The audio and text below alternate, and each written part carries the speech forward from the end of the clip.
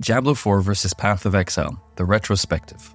In the past 12 months, I've played hundreds of hours of Diablo 4 and more recently Path of Exile.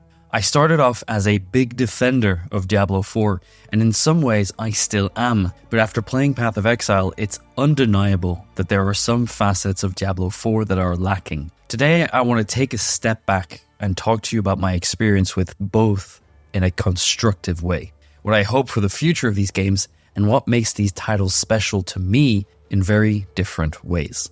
I'm what you might consider a casual plus gamer. Casual because I don't get to play more than about 2 hours a day at best, and plus because from time to time I'll book off a full weekend where I don't do anything but play the latest FromSoft game. Beloved Reyna, I'll be back. The truth is, I'm a 30-year-old married guy with a busy job and a busy life that still loves video games. And because of that, there are still a staple in what I would consider my me time.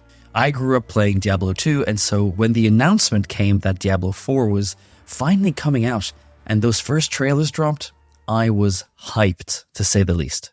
Skip a few years forward and I'm finally playing the beta of Diablo 4, a big grin on my face ear to ear as I'm stomping around with my barbarian character. When the game came out, I played quite a bit of it. I fell so in love with Sanctuary once again that I even started this channel and started making these lore videos as an opportunity to improve my writing skills. Once I had finished the campaign and all the side quests though, I started feeling a content void when it came to the endgame of Diablo 4. We were told to run nightmare dungeons and that's about it. Wait for Season 1. I even remember a member of the Diablo team saying that it's okay to go play other games while we wait for Season 1, which I didn't disagree with, to be fair. And so then Season 1 comes out and the content was fine? I leveled my second character and I started finding flaws in the game design that left me logging out earlier and earlier every night. A great example of what I'm talking about here is the itemization. I'm sure you've heard plenty about this, so I won't bore you, but the user experience outcome was that sorting through your inventory after a dungeon became an absolute chore that I just couldn't bring myself to do anymore. Thankfully, Season 2 came with vampire powers and gave us much more to do, like outside events that were constantly on with hordes and hordes of enemies. But no matter how much they improved the combat, there was that fundamental flaw around itemization that kept popping its head out, so by the time I completed Season 2, I was left a little burnt out and wanted to discover something new, something fresh, or in this case, something old. That's when I tried Path of Exile for the first time, and what an experience that was. Probably the biggest learning curve I've climbed in my gaming career so far, and I don't think I've seen the top yet. Skill point to upgrade your character. What the frick? Okay, I start here, I guess? Now, before I get to the positives, I'm going to be honest with you and say that the onboarding for new players is just not what it could be in this game.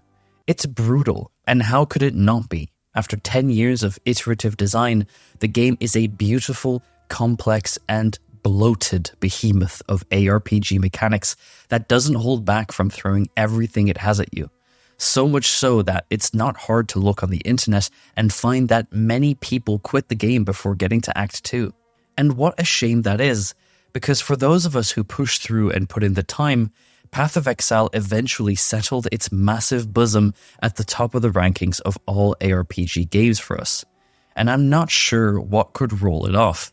If there's one point I want to make in this video, and one alone, it's that Path of Exile has a spectacular amount of depth that can only have been built from the minds of ARPG fanatics, and I deeply, deeply respect that. Every time you think a particular mechanic has been mastered, you turn the corner only to find out that the iceberg goes way, way deeper than you could ever have imagined. Every mechanic is turned to 12, and going back to other ARPGs just feels like driving a scooter in the rain after cruising down the coast in a sports car. A big, complicated sports car, but you get what I'm saying. I'll give you an example, but it's endgame spoilers, so take that into account. The genius that is the Atlas tree blew me away. Oh, you're wondering what the endgame of Path of Exile is? It's actually everything and anything you want it to be. Pick one of the hundreds of mechanics you know nothing about, and we will allow you to play that till the end of days. Have fun. Now, when it comes to comparing both games, well, I actually don't think it's productive or reasonable to try, even though we're doing it here, I guess. They have so much in common, yet I can't seem to compare them. It just feels like comparing Starfield to EVE Online because they're set in space. Do you know what I mean? Now, if I had to compare these two, and I'm trying, I really am, I would say in the simplest terms that Diablo 4 is a game for casual consumers who are happy putting 20 to 30 hours into a game before moving on to something else. Path of Exile is a game for players who want to live and breathe currency mechanics, spreadsheets, third-party tools, and min-maxing to the fullest. It's easy as that. I think Diablo 4 has a better campaign and a more streamlined and cohesive way to deliver its story and lore compared to Path of Exile. I think I could put Diablo 4 in the hands of any of my friends and they would catch on quite quickly, but I don't believe I could do that with Path of Exile. These games are made for inherently different audiences that rarely cross paths. I also believe that Diablo 4 should stick to their guns in terms of their audience. They should not try to catch up to Path of Exile, if that makes sense. It's very unlikely to ever happen. Fixing the itemization and giving their players a better way to spend their time in the endgame while maintaining great storytelling through their questlines should be priority number 1 going into the second quarter of 2024. Now, Path of Exile has a special place in my heart because I've been trying to peel the layers of this fat onion for 6 months now. Layer by layer, map by map, mechanic by mechanic, and it's truly amazing what I keep finding out. Affliction was my first season, my first full season, and I feel like I've accomplished more than 3 seasons of Diablo 4 so far. I've fought the Shaper, the Elder, I've tried crafting better gear, I've done heists, blights, temples, and a lot more. On the eve of the next season, I wonder what new secrets are lying in wait to be discovered, but more importantly, I'm curious about another game coming on the horizon, Path of Exile 2. GGG, the company behind Path of Exile, has given us a lot of information already, and Path of Exile 2 is shaping up to be insanely impressive. That being said, as a casual player, I hope they rework their new player onboarding experience as more and more people peel away from Diablo 4 looking for their next ARPG fix. PoE 2 is sure to have an incredible influx of players on day 1, and I would love for them to stick around. Now, I can't end this video without talking about monetization. The monetization of Diablo 4 needs to really chill out.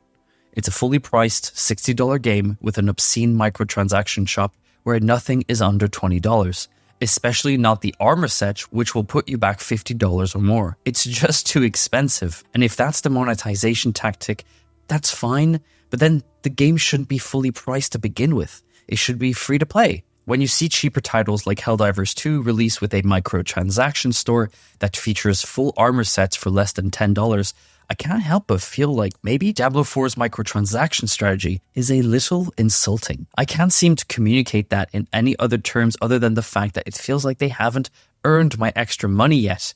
Does that make sense to you guys? Path of Exile also has ridiculous expensive skins, but it feels less insane when you look at the amount of work they put into the game, not to mention the fact that it's free to play. Now, like all these things, I'm not saying I know better than Blizzard. They're doing this because they can, because we let them, because people do purchase them. I get that.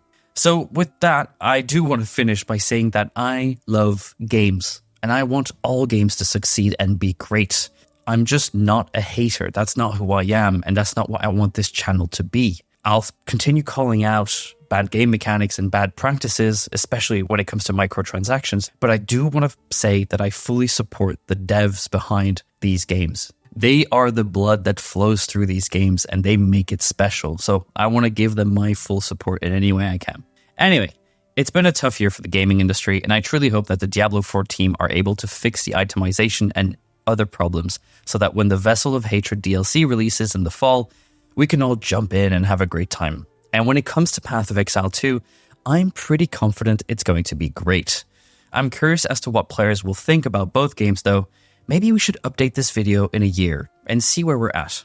In the meantime, make sure to join the Discord, subscribe, and follow on Twitch. I'm probably live right now. Let me know what you think are the differences between each game and what you like about them, and I'll see you in the next one.